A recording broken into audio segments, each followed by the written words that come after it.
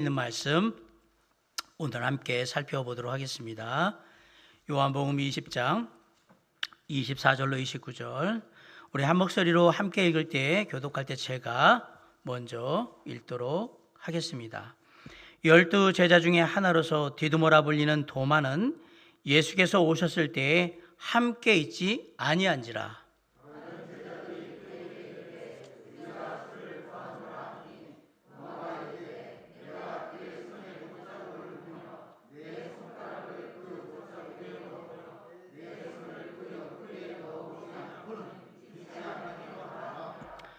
여드레를 지나서 제자들이 다시 집안에 있을 때에 도마도 함께 있고 문들이 닫혔는데 예수께서 오사 가운데 서서 이르시되 너에게 평강이 있을지어다 하시고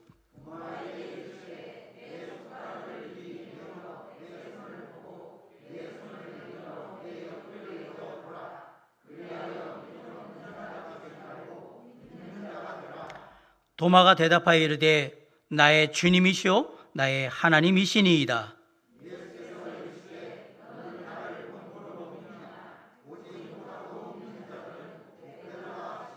아멘. 사랑과 은혜가 풍성하신 아버지 하나님,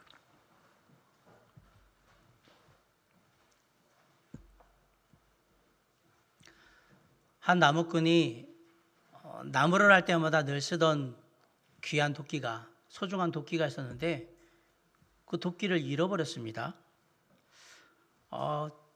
정말 좀 당황스러운 일이죠. 나무꾼에게는 생계와 관련된 일인데, 물론 다른 도끼들이 있지만 늘 썼던 좋은 도끼인데 잃어버렸어요.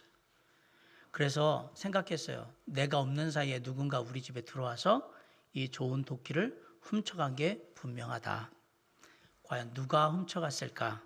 그래서 그때부터 주변 사람들을 한 사람 한 사람씩 의심하면서 살펴보기 시작했습니다. 그러다 보니까 이웃집 남자가 의심스러운 거예요. 왜?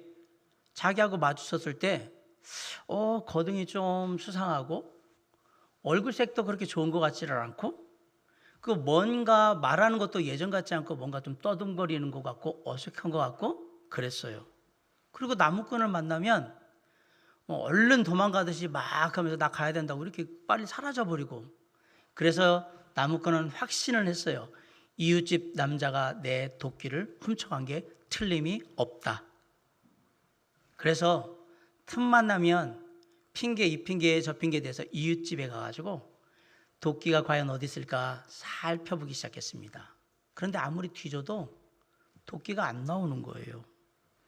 그러던 어느 날 집에 정리할 게 있어서 이렇게 정리를 하다가 자기 집 마루 밑에를 봤는데 놀랍게도 그 잃어버린 줄 알았던, 훔쳐간 줄 알았던 도끼가 거기에 있는 거예요.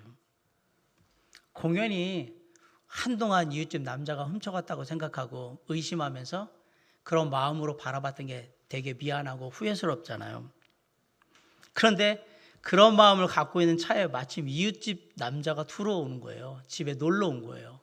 그런데 이전에는 얼굴빛도 안 좋아 보였고 뭔가 행동도 이상해 보였고 뭔가 이상했다라고 생각하면서 의심했던 그런 게 하나도 없는 거예요. 너무나 자연스러워 보이고 너무나 당연해 보이고 그렇게 정상적으로 보여지더라.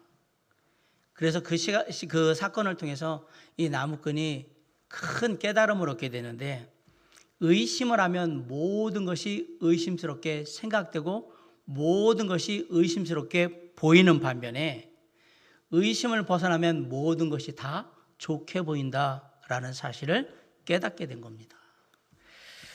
우리가 흔히 의심을 갖는데 의심을 갖는 것은 두 가지로 분류가 됩니다.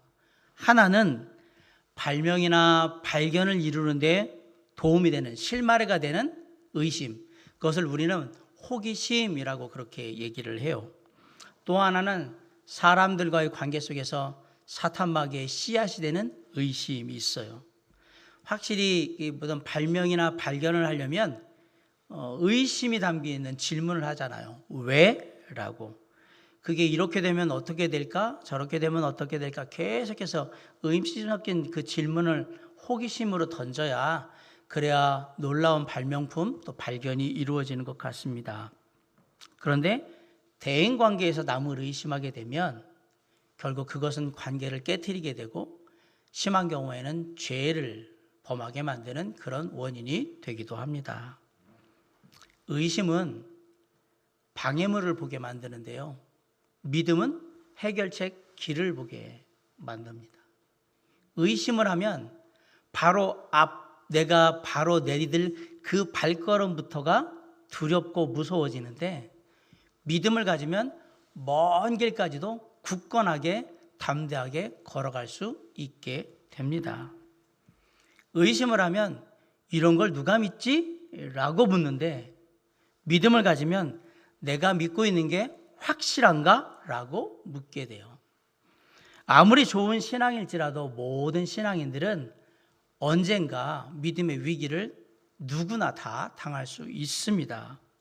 차이가 있다면 그 믿음의 위기가 올 때에 빨리 오느냐, 좀 나이가 들어서 늦게 오느냐, 아니면 서서히 하나 두 개씩 이렇게 오느냐, 아니면 급작스럽게 오느냐, 그런 차이가 있을 뿐 누구에게나 믿음의 위기는 반드시 온다라는 사실이에요. 어떤 사람에게는 그 믿음의 위기가 실망이나 낙심이라는 모습으로 다가오기도 하고, 어떤 사람에게는 그 믿음의 위기가 불신이나 배신이라는 모습으로 다가오기도 합니다. 또 어떤 사람에게 그 믿음의 위기는 오늘 도마처럼 의심과 불안이라는 모습으로 찾아오기도 해요. 오늘 본문에 나오는 도마는 의심 때문에 지금 믿음의 위기를 당하고 있는 거예요. 그런데 이런 믿음의 의심이 때때로 파괴적인 결과를 낳을 수가 있어요. 믿으라고 하니까 그냥 믿기는 하는데 뭔가 내가 아무 생각 없이 그냥 맹목적으로 믿는 것 같으니까 좀 그래요. 거기다가 내가 궁금한 게 있고 알고 싶은 게 있는데 그냥 물어보려고 하면 그런 걸 뭐하러 물어보냐고, 그냥 믿으라고, 기도하라고 막 그렇게만 얘기를 하고, 과연 나한테 신앙이 필요한 걸까? 라는 생각을 하게 되죠. 신앙적으로 이게 파괴적인 결과를 낳으면 결국은 교회를 떠나고 신앙을 떠나게 됩니다. 그렇다고 믿음의 그 의심들이 다 부정적인 거나 파괴적인 것은 아닙니다. 아이들이 자라면서 제일 많이 하는 질문 중에 하나가 뭔지 아십니까? 왜? 라는 질문이에요. 어릴 때 많이 하는 질문이 왜? 왜 해야 되는데? 왜 먹어야 되는데? 왜 가야 되는데? 이런 왜에 대한 질문이에요. 어떻게 보면 아이들은 자라갈 때 이 왜라는 질문과 함께 자라간다고 해도 과언이 아닐 거라고 생각을 합니다. 우리의 신앙도 마찬가지입니다. 우리도 끊임없이 하나님께 왜라는 질문을 던지면서 우리의 신앙이 자라가게 되어 있습니다. 사실 이런 믿음의 의심을 우리가 갖게 됐을 때 그걸 두려워하시면 안 됩니다. 이거 불신자의 모습을 내가 보여주는 것은 아닌가? 내가 이렇게 해도 되나? 이런 생각을 갖는 건 그리 좋은 건 아니에요.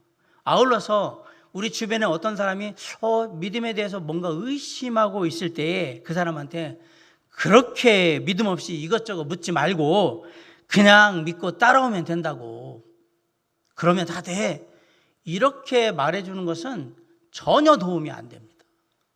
오늘 본문에 보면 예수님의 12 제자 중에 한 사람이었던 도마가 의심을 통해서 믿음의 위기를 지금 경험하고 있습니다.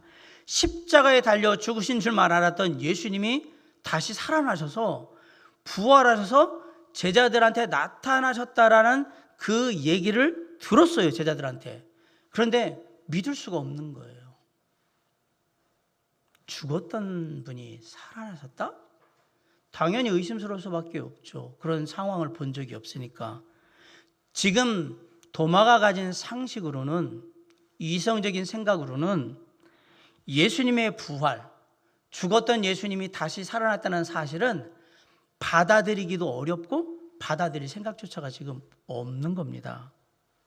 오늘 본문에서 도마가 보여주고 있는 모습은 이제 갓 믿음의 생활을 시작한 사람들이 조만간에 분명히 부딪히게 될 문제, 그리고 저와 여러분 같이 오랫동안 신앙생활을 했던 사람도 언젠가 다시 확 하고 일어나면서 끄집어지게 될, 그래서 부딪히게 될 그러한 믿음의 문제를 그 해결책을 우리에게 보여주고 있습니다.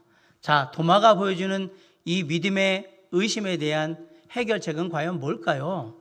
첫 번째는 누구에게나 믿음에 대한 의심이 있다라는 사실을 우리가 알아야 하는 겁니다.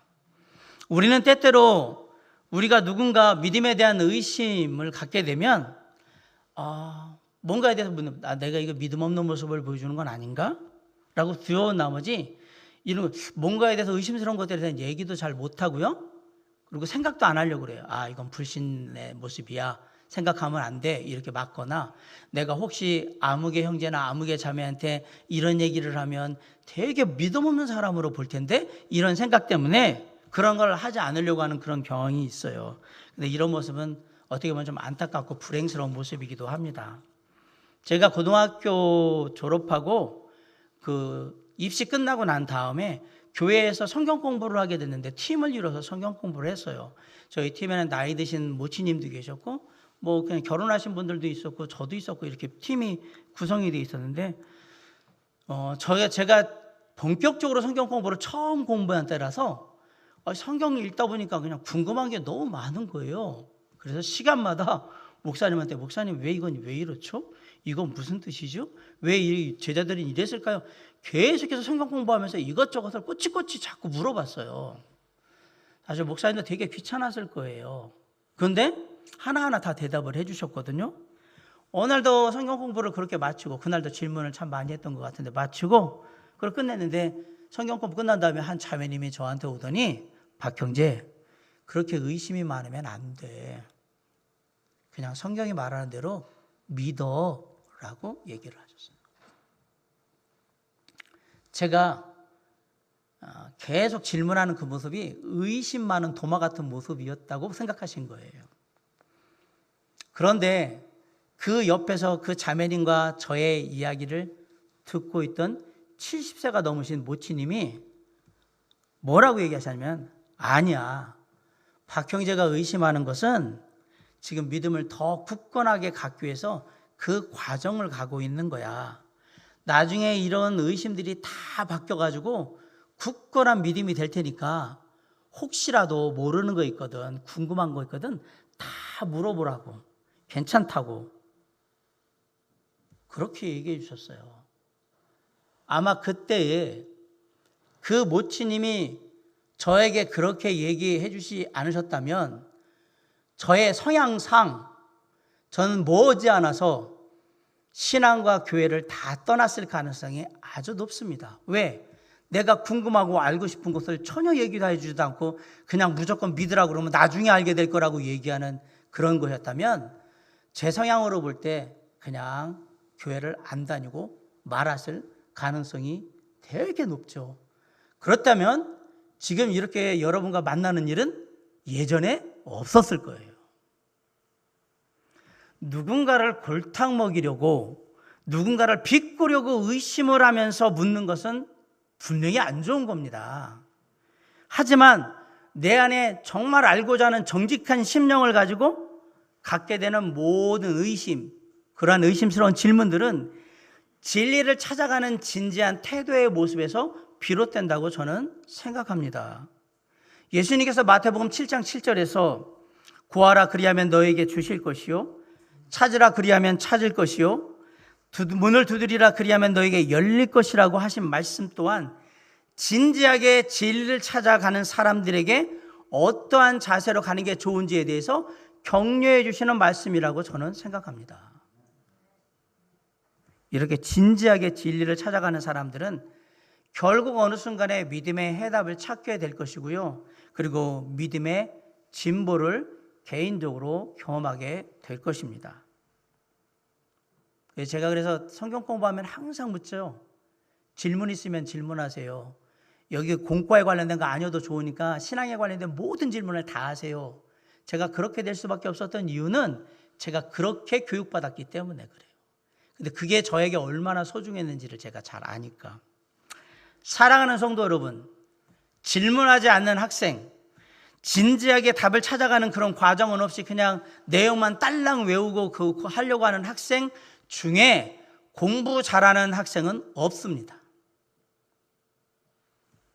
의심스러우면 반드시 질문을 하셔야 합니다. 그런데 때로는 우리가 질문을 하다가 답을 찾는 경우도 있어요. 이거 아니었나? 이렇게 답을 찾아요. 또 어떤 질문은 우리가 그 질문을 하면서 이게 내게 한계구나 라는 걸 발견하면서 그 질문을 통해서 내가 한계를 극복하는 그런 계기를 갖게 되기도 합니다. 결국 지금 내가 어떤 질문을 하고 있느냐가 조만간 내가 보여줄 나의 미래의 모습이라고 생각하면 거의 틀리지 않을 겁니다. ARCC 리서치 연구소라고 해서 기독교 연구소가 있어요. 지난 4월에 교회에 출석하는 청년 1000명을 대상으로 설문조사를 했습니다. 그중에 혹시 코로나19 이후에 교회를 떠날 마음이 있느냐라고 물어봤더니 응답한 청년들 중에 31.4%가 조만간에 교회를 옮길 생각이 있습니다 라고 대답을 한 거예요. 그래서 그러면 교회를 옮길 거면 왜 옮기려고 하느냐라고 했을 때 그 요인 중에 하나, 원인 중에 하나가 뭐냐면 신앙에 대한 회의가 든다, 의심이 든다 이 얘기예요. 이게 무슨 얘기냐면 나한테 영적인 필요를 전혀 채워주지 못하는 것 같다. 더 쉽게 말하면 내가 고민하고 있는 것, 내가 생각하는 것, 내가 알기 원하는 것에 대해서 교회에 물어보면 목회자나 전도사님이나 성도님들이나 대답을 안 해주고 그런 걸 왜 물어보냐고, 기도해야지, 믿음으로 기도하고 나가야지 이렇게 대답을 해주니까 신앙은 나한테 필요가 없는 거구나. 굳이 이럴 거면 내가 뭐하러 신앙생활을 하나? 이런 생각이 들었기 때문에 그래서 교회를 떠날 생각을 한다라고 대답을 한 거예요. 사실 그런 질문을 계속하면 너는 의심 많은 도마 같은 사람이야 라는 그러한 말이나 그러한 생각으로 사람들이 바라보는 걸 보고 싶지 않으니까 그냥 그럴 바에는 내가 떠날게요 라고 하는 거예요. 오늘 본문에서 정직하게 의심스러운 것을 말했던 도마는 과연 어떻게 됐을까요? 도마는 예수님의 12 제자 중에 사도 중에 한 사람입니다. 그리고 기독교 전승에 의하면 도마는 나중에 인도에 가게 되고요. 그리고 그 인도에서 부활하신 예수 그리스도의 십자가의 은혜의 복음을 전했다고 합니다. 그리고 순교했어요. 놀랍게도 우리가 알고 있는 의심 많은 도마는 정확하게 말하면 진지한 믿음에 대한 의심을 보였던 도마는 결국 예수 그리스도의 복음을 전하다가 순교하는 위대한 하나님의 사람이 되었습니다. 혹시 내게 믿음에 대한 의심이 생기거든, 내가 믿음이 없어서 이런 것들이 생기는 거야 라고 생각하지 마시고요. 내가 흔들리는 믿음 가운데서 더 굳건한 믿음을 갖게 하시려고 하나님께서 나에게 새로운 걸 깨닫게 하는 기회로 주신 거라고 그렇게 믿으시기 바랍니다. 25절에 보면 도마가 솔직하게 자신이 가지고 있는 의심이 무엇이었는지 말하고 있어요. 자, 우리 25절 한번 읽어볼까요? 시작. 다른 제자들이 그에게 이르되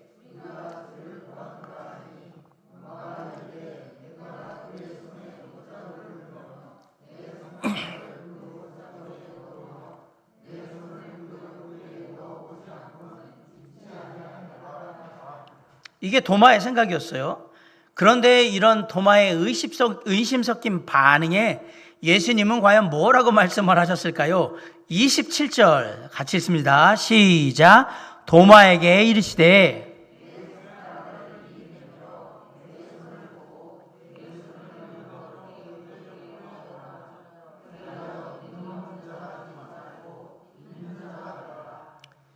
이 믿음 없는 자식아, 그동안 그렇게 나하고 함께 있었는데 이것밖에 안 돼? 넌 도대체 지금까지 뭘 배운 거야? 야, 진짜 한심하고 진짜 창피하고 정말 부끄럽고 내가 답답하다. 예수님이 이렇게 격하게 비난조로 도마에게 다그치셨습니까? 전혀 아닙니다. 예수님이 도마에게 얘기한 건 이런 거예요. 그래, 네가 할 수 있는 방법을 다 동원해서 네가 믿는 믿음이 뭔지 검증을 해봐. 살펴보고, 그래서 네가 믿고 있는 믿음이 진짜인지 확증을 하고, 그리고 결국은 네가 갖고 있는 너의 믿음의 의심을 너 스스로 극복해야 할 거야. 한번 해봐라 라고 권면하신 거예요.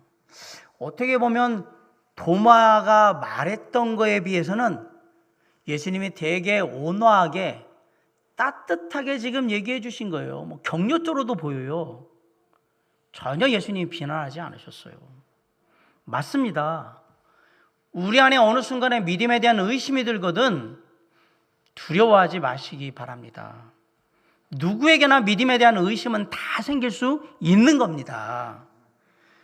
그리고요, 우리가 믿고 있는 하나님, 우리 주 예수 그리스도, 성령, 그리고 그분의 말씀인 성경이 참된 진리요 우리의 유일한 소망이라고 우리가 굳건하게 믿고 있다면, 그게 우리가 믿고 있는 대전제라면 어느 한 부분에 믿음의 의심이 생겼다고 해서 두려워하지 마세요. 전체는 안 바뀌어요. 이걸 내가 모르고 있는 거지 전체는 바뀌지 않는단 말입니다. 다시 한번 내 안에 있는 믿음을 확인해 보시기 바랍니다. 그리고 정직한 의심을 통해서 한 걸음 한 걸음 진리로 나가서 진리의 문을 활짝 여시기 바랍니다. 혹 내 안에 믿음의 의심이 있다면 이건 잘 믿겨지지 않는데, 잘 이해가 되지 않는데, 그렇게 생각된다면 진지하게 그 내용을 가지고 성경을 살피고 또 살피고, 그리고 그 내용을 붙들고 성령 하나님께 기도하셔야 합니다. 그 내용이 다 이해가 되고 믿어질 수 있도록 내가 할 수 있는 최선의 노력을 다해야 한다라는 얘기예요. 어떤 사람은 그것을 위해서 열심히 성경을 읽는 그런 시간을 가질 수도 있고요. 어떤 사람은 그것을 위해서 성경 공부를 자청해가지고 성경 공부를 할 수도 있어요. 또 어떤 사람은 개인적으로 이런저런 책도 사고 막 읽어서 성경 연구를 하면서 나아갈 수도 있어요. 어떤 사람은 저와 같은 목사와 대화를 하는 거예요. 물어보고, 목사님 이건 어떤 거예요? 저런 거예요?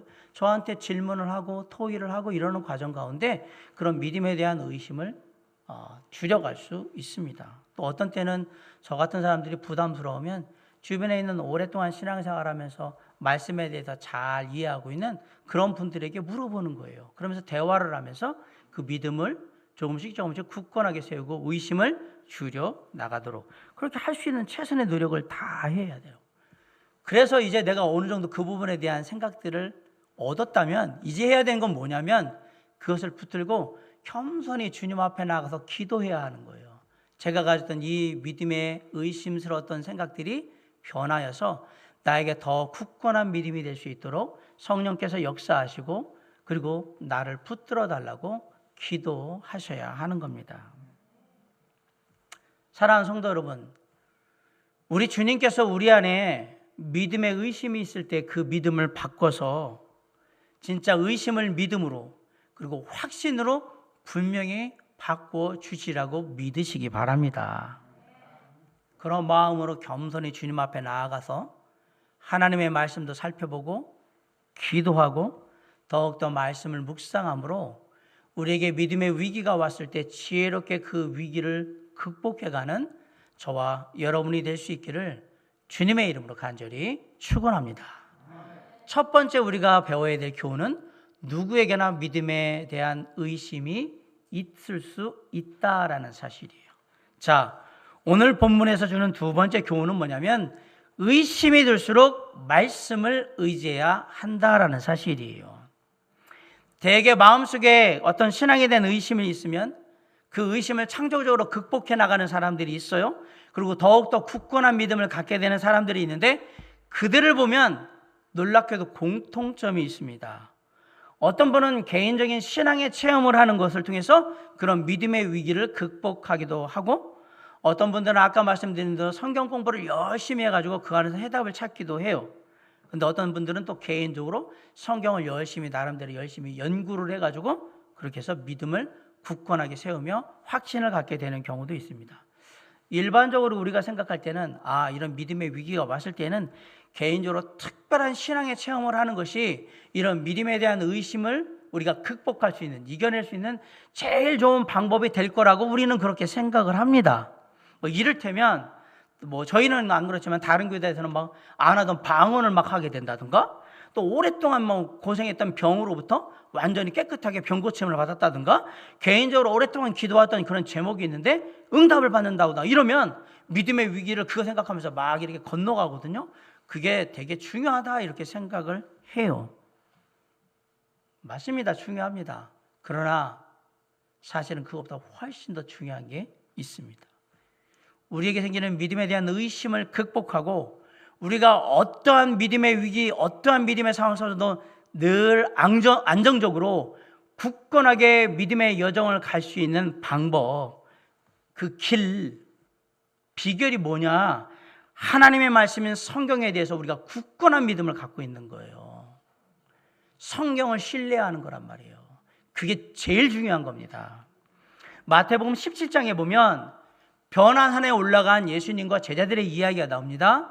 변화산에서 예수님과 함께 모세와 엘리야가 나타나고 사도 베드로가 그 모습을 보게 돼요. 직접 눈으로 봤어요. 누구를?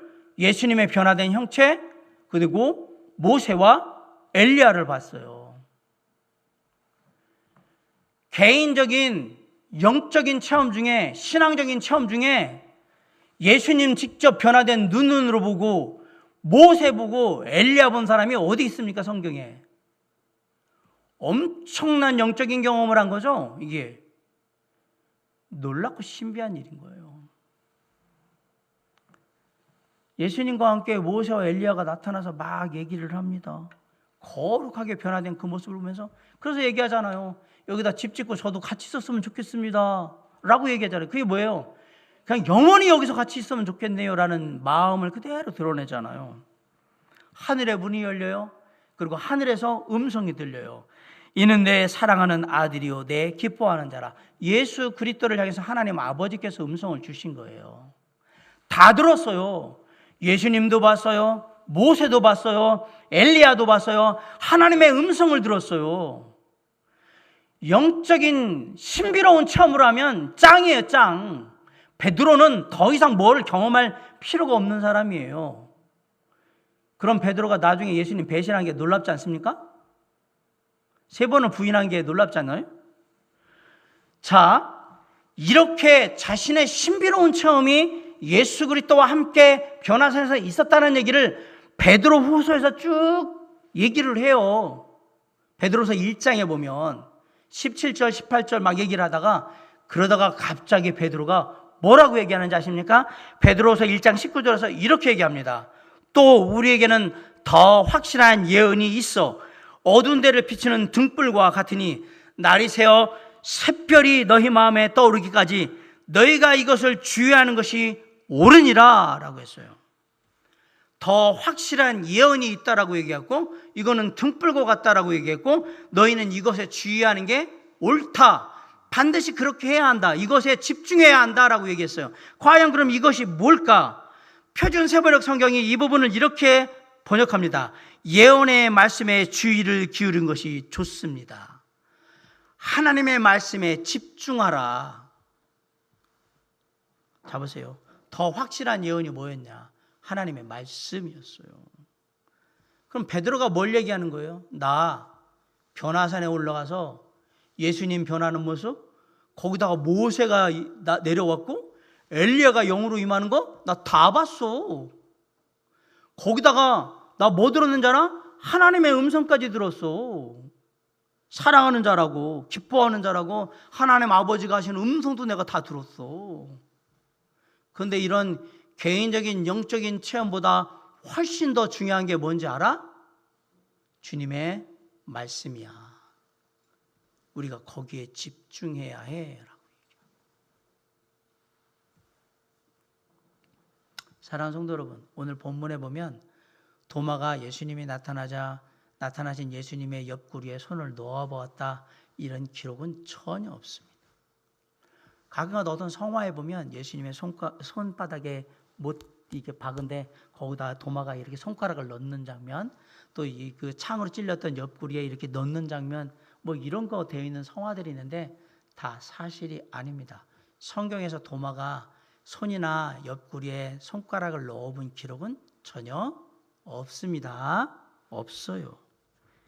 예수님께서 네 손가락을 이리 내밀어 내 손을 보고 네 손을 내밀어 내 옆구리에 넣어보라. 그래야 믿음 없는 자가 되지 말고 믿는 자가 되라 라고 말씀하셨을 때 도마가 어떻게 반응했을까요? 그래요 주님, 제가 그러면 손바닥 거기 뚫린 데 한번 넣어보고 찔린 창으로 찔린 옆구리 한번 이렇게 손으로 넣어봐도 괜찮겠죠? 화 안 내실 거죠? 이렇게 했나요? 28절 다 같이 읽습니다. 시작.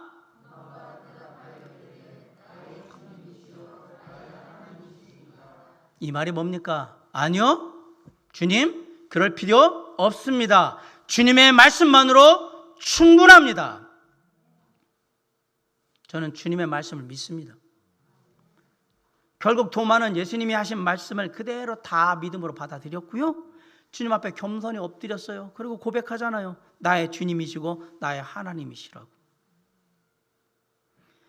그렇게 겸손히 엎드린 도마와 다른 제자들에게 예수님이 어떻게 얘기하냐, 진짜로 믿음은 어떤 것이야, 어떻게 믿어야 되는지 29절에 얘기합니다. 다 같이 한번 읽어보실까요? 시작. 예수께서 이르시되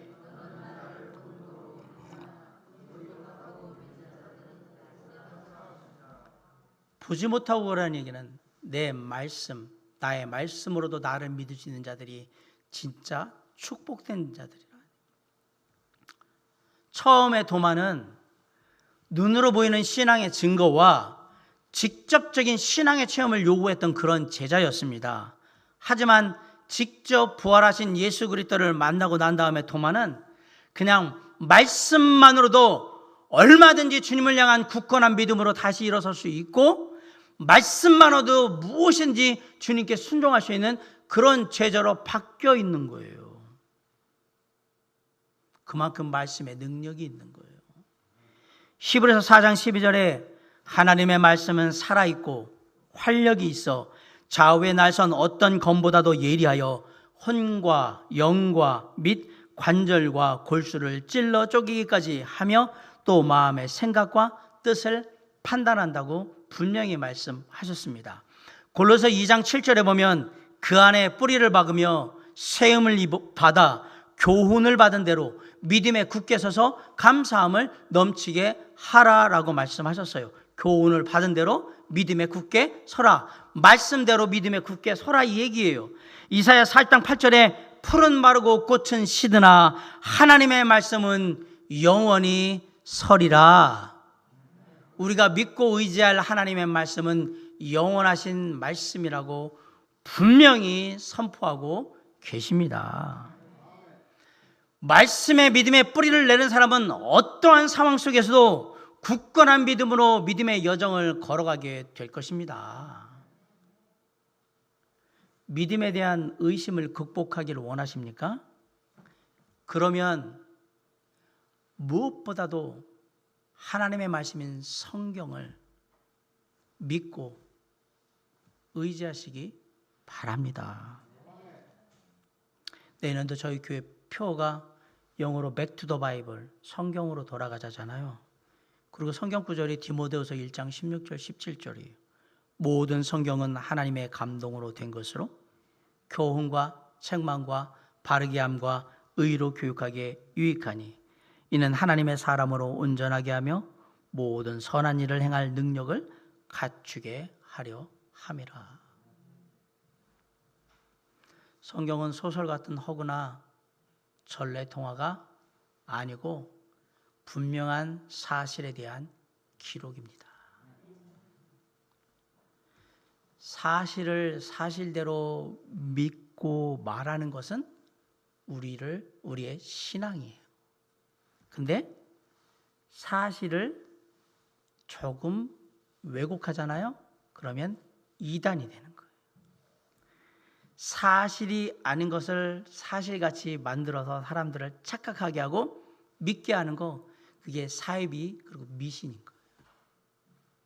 근데 분명하게 사실인데도 불구하고 그것을 믿지 않고 거부하는 거, 그게 불신이에요. 우리 모두는 성경의 사실에 믿음의 뿌리를 내리고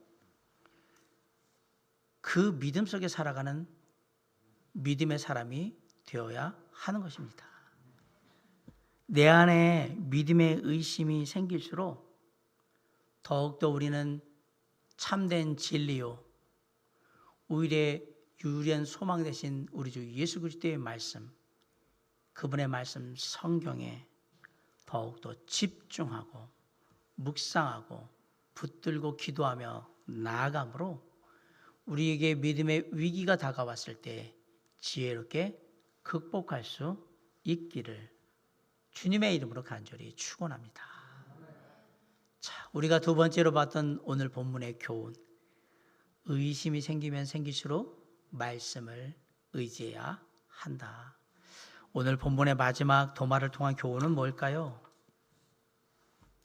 믿음의 의심을 이기려면요, 공동체와 함께 세워져 가셔야 합니다. 앞에서 말씀드렸지만 모든 의심이 반드시 유익하고 필요한 것은 아닙니다. 어떤 의심은 얼마든지 만들지 않을 수 있었는데도 불구하고 내가 쓸데없이 만들어가지고 나의 삶을 힘들고 어렵게 만드는 경우도 있습니다. 도마가 오늘 믿음의 의심에 빠지게 된 과정을 잘 살펴보면 얼마든지 의심에 빠지지 않을 수 있었는데 도마가 스스로 그런 상황을 만들어 버렸다라는 그런 생각을 떨쳐버릴 수가 없어요. 왜? 놀랍게도 예수님이 처음에 제자들을 만나러 오셨을 때 도마는 그 자리에 없었습니다. 우리 24절 다 같이 한번 읽읍시다. 시작.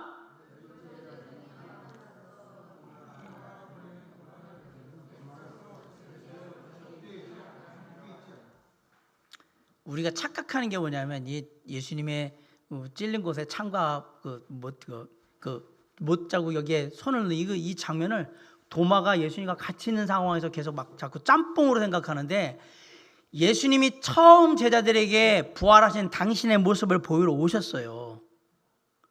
그때 도마는 없었어요. 봐보세요. 도마는 함께 있지 않았다. 자, 이게 만약에 부활하신 예수님이 처음으로 제자들한테 당신의 부활하신 모습을 보여주러 오셨을 때에 다른 제자들처럼 도마가 그 자리에 있었다라면 믿음에 대한 의심이 생겼을까요? 안 생겼을까요?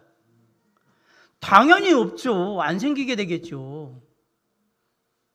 그런데 불행하게도 어떤 이유인지 모르겠지만 제자들이 모여있던 그곳에 도마는 없었습니다. 쉽게 말하면 도마는 공동체로부터 이탈한 상태에 있었단 말입니다. 에이, 목사님, 바쁘면 그럴 수도 있는 거죠. 도마가 되게 바빴나 보죠. 아니요, 뭔가 집안에 개인적인 사정이나 급한 사정이 있으니까 거길 떠났겠지요.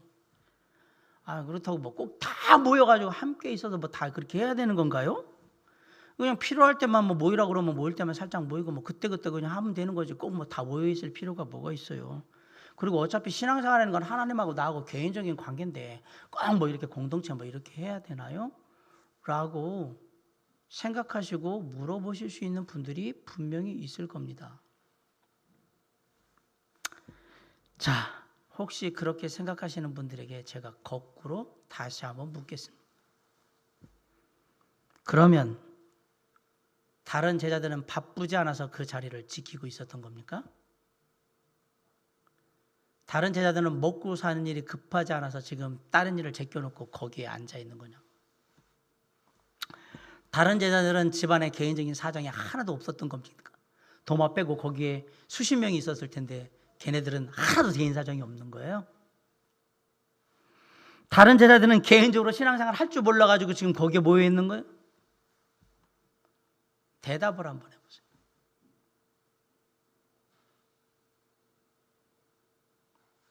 자, 여러분이라면 어떻게 대답하시겠어요?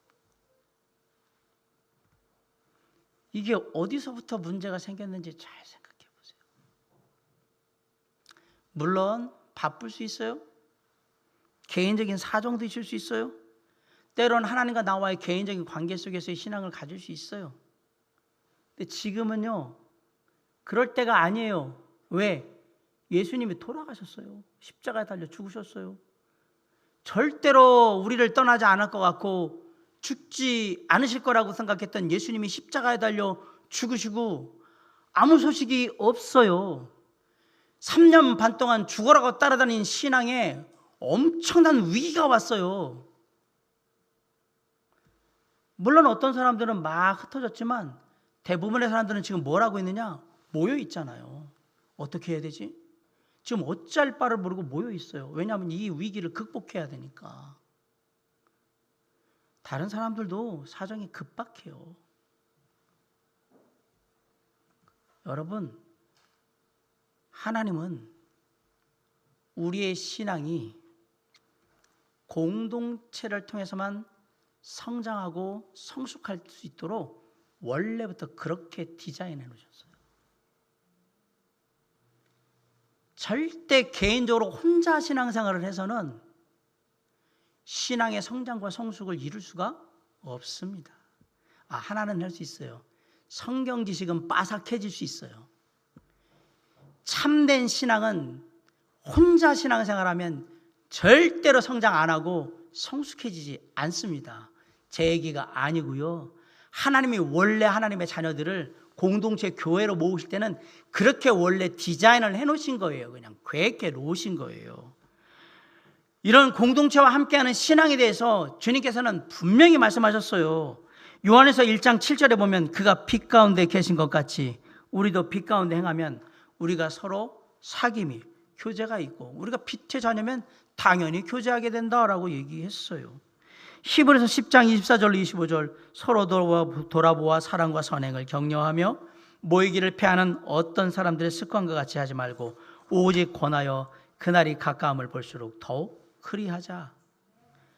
빌레몬서 1장 6절에 보면 이로써 네 믿음의 교제가 우리 가운데 있는 선을 알게 하시고, 선이 뭐예요? 하나님의 원하심, 하나님의 뜻하심을 뭘 통해 알 수 있다고요? 믿음의 교제를 통해서 알 수 있다고 하셨잖아요. 지금 그리스도께 이르도록 역사하느니라. 그리고 진짜 주님이 나에게 어떤 분인지를 알게 하시는데 뭐가 역사하느냐? 믿음의 교제가 역사한다고 분명히 얘기하지 않습니까? 그래서 성도들이 함께 모이는 예배를 소홀히 하시면 안 됩니다. 그래서 성도들이 함께 만나 교제하는 시간을 하찮게 여기시면 안 되는 겁니다. 믿음의 교제가 하나님의 뜻, 원하심을 알게 하고 우리가 진짜 우리 주 예수 그리스도와 함께 하도록 만든다, 역사한다고 얘기하잖아요. 그래서 이런 공적인 예배와 더불어 우리가 부서에 모임을 하거나 목장 모임을 하는 게 정말 중요한 거예요. 그게 믿음의 교제이기 때문에 그래요. 공동체가 함께하는 거니까. 주님의 몸된 교회 안에, 우리의 믿음의 공동체 안에 참된 신앙이 함께하고 믿음의 공동체 안에 우리의 믿음의 간증들이 함께하며 믿음의 공동체 안에 서로의 영적인 성장과 성숙을 도울 수 있는 은혜가 함께하는 겁니다. 다른 제자들이 자신이 믿고 따랐던 예수님께서 십자가에 달려 죽으심으로 믿음의 심각한 위기를 당했을 때에 흩어지지 않고 한 곳에 모여 있었어요. 그런데 놀랍게도 그곳에 누가 오셨느냐? 예수님이 오셨어요. 그리고 놀라운 축복을 허락해 주십니다. 어떤 축복을 허락해 주냐? 먼저는 예수님이 십자가에 달려 죽으신 후 유대인들에게 쫓겨서 두려워하고 있는 제자들에게 평강을 허락해 주십니다. 우리 본문의 위에 있는 19절을 한번 읽어볼까요? 19절 시작.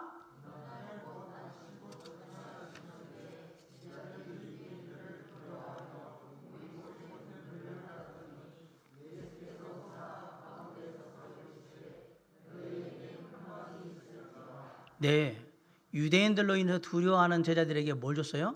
평강, 마음의 평안을 줬어요.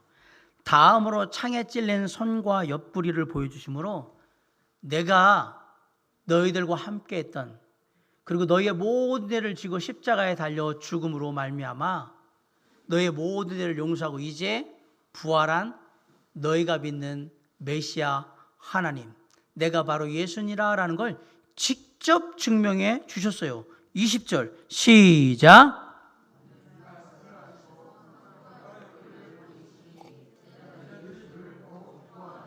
네, 손과 옆구리를 보여줬어요. 자, 봐, 나 십자가에 달려서 죽을 때 모습 그대로지? 보여줬어요. 그리고 제자들에게 더 놀라운 건 성령의 임재와 그 능력을 허락해 주셨다라는 사실이에요. 22절 23절 한번 읽읍시다. 시작. 이 말씀을 하시고 그들을 향하여 숨을 내쉬며 이르시되 성령을 받으라. 23절.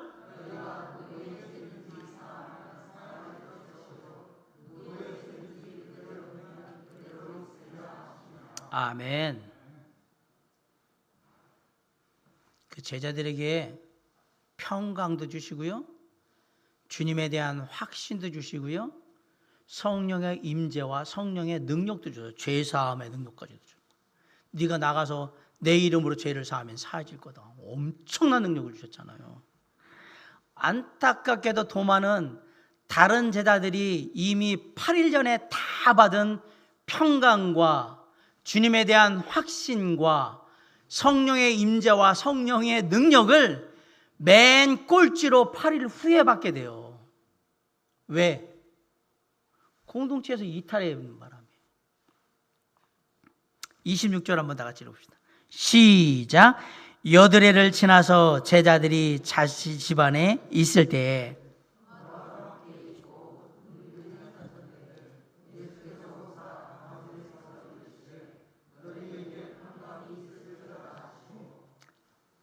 (8일) 후에 예수님이 다시 오셨을 때 그때 도마가 있었던 거예요. 8일 전에 예수님 만날 때는 없었던. 뭐 늦게라도 받으니까 다행히, 이게 불행인지 다행인지 사실 잘 모르겠어요.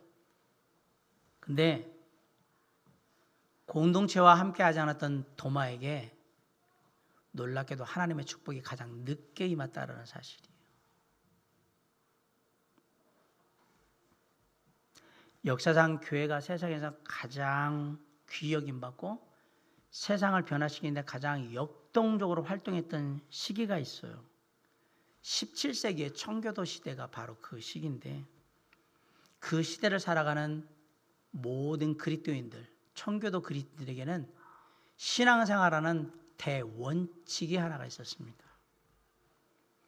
예배 중심의 생활을 한다. 거기서 나온 게 뭐냐면 주일 성수예요. 두 번째, 주중에 함께하는 형제자매들과의 모임을 결코 소홀히 여기지 않는다. 근데 뭐 그 당시 사람들이라고 다 모임에 다 그렇게 열심히 했겠어요? 안 했겠죠. 어떤 사람들은 하기 싫었겠죠. 그래서 그 당시 그리스도인들이 서로 함께하는 교제, 공동체에 함께할 것을 권면하면서 이렇게 얘기했다고 해요. 형제 혹은 자매가 그 예배나 그 모임에 빠진 그날에 주님이 그 자리에 오셔서 그곳에 함께하고 있는 사랑하는 형제 자매들한테 특별한 은혜를 베푸셔서 어떤 사람은 기도의 응답을 받고, 어떤 사람은 병 고침을 받고, 어떤 사람은 특별한 은혜의 역사를 받고, 막 그렇게 해서 그곳에 함께하는 사람들이 놀라운 축복을 받게 된다면, 그런데 형제나 자매가 그곳에 함께하지 않아서 그 놀라운 하나님의 축복을 누리지 못한다면 형제에게 자매에게 그 손해가 얼마나 클까 한번 생각해 보세요. 이렇게 권면했대요. 이렇게 얘기해도 헤이 목사님, 그렇게 사탕발림한다고 제가 모임에 올 거라고 생각하십니까? 라고 누군가는 얘기했다면 제가 24년을 내내 얘기했습니다. 하나님의 축복은 반드시 몸된 교회를 통해서 내려집니다. 하나님의 축복은 공동체를 통해서 나에게 내려지는 거예요. 물론 특별하게 우리가 하나님께서 주권적으로 역사하셔서 은혜를 내리시는 경우가 있지만 대부분의 99%의 모든 축복은 다 어디로부터 오느냐? 내가 하나님의 몸된 교회 사랑하는 형제자들과 어떻게 하느냐에 따라 우리의 축복이 다 가름되는 겁니다. 도마가 보세요. 늦게 축복받는 거 보세요. 이게 다행인지 불행인지 저 모르겠어요, 이게. 여기서 만약에 8일 안에 예수님이 안 오셨으면, 그냥 안 만났으면 도마는 성령도 못 받고, 다른 제자들은 다 받은 성령, 다 받은 평안, 다 받은 확신 못 받고, 그렇게 진짜 뒤떨어진 신앙으로 남아 있었겠죠. 사랑하는 성도 여러분, 우리의 신앙은 공동체와 함께 세워져 가야 합니다. 세상에서 우리가 친구들을 만나고 직장 동료들과 약속한 모임을 만나는 것보다 우리가 주님 안에서 주님의 이름을 높이고 주님을 예배하는 게 더 중요하지 않다라고 생각한다면, 그렇게 생각하는 사람에게 우리가 주님이 뭘 기대하실까? 한번 생각해 보세요. 주님의 이름을 높이고 주님의 뜻을 따라서 함께 교제하며 주의 은혜를 나누는 그런 모임을, 교제를 소홀히 하는 삶을 살고 있는 사람에게 과연 주님이 뭘 주실 수 있을까 한번 생각해 보십시오.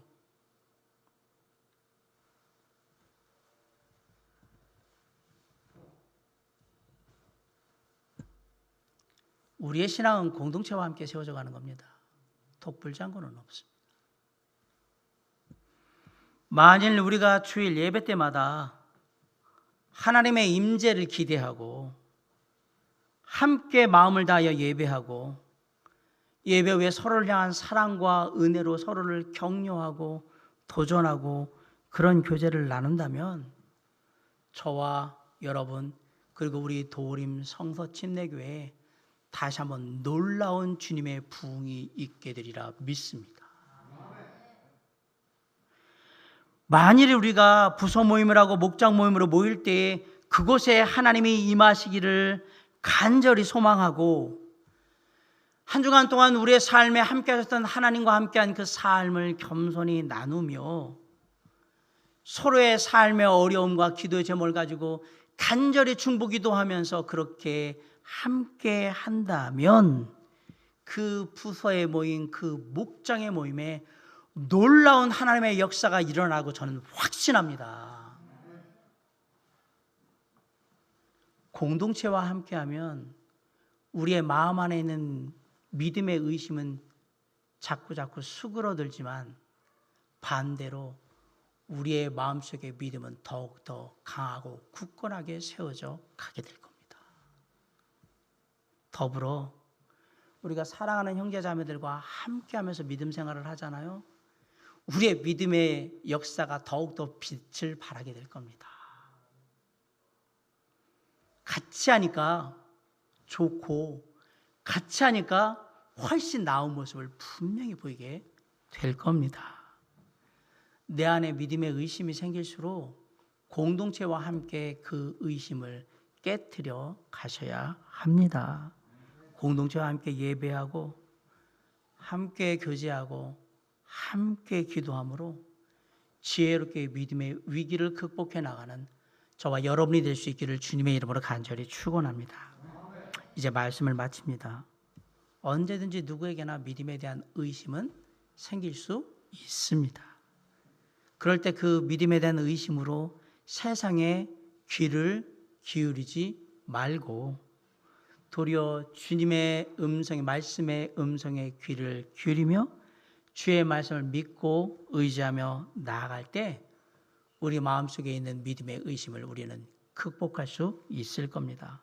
아울러 주님의 몸된 교회, 우리의 믿음의 공동체에서 사랑하는 형제자매들과 함께 할 때에 우리의 믿음은 의심은 수그러드는 반면에 더욱더 굳건하고 그리고 은혜롭고 확실한 믿음으로 성장하며 성숙하게 될 것입니다. 그런 믿음의 위기들을 지혜롭게 잘 극복하고 코로나19의 상황 속에서도 날마다의 발걸음이 믿음의 귀한 승리의 간증들을 우리의 가정과 일터와 삶 속에서 나타내 보일 수 있는 저와 여러분의 삶이 될 수 있도록 성령께서 늘 함께 하시고 축복하시기를 주님의 이름으로 간절히 축원합니다. 기도하시겠습니다.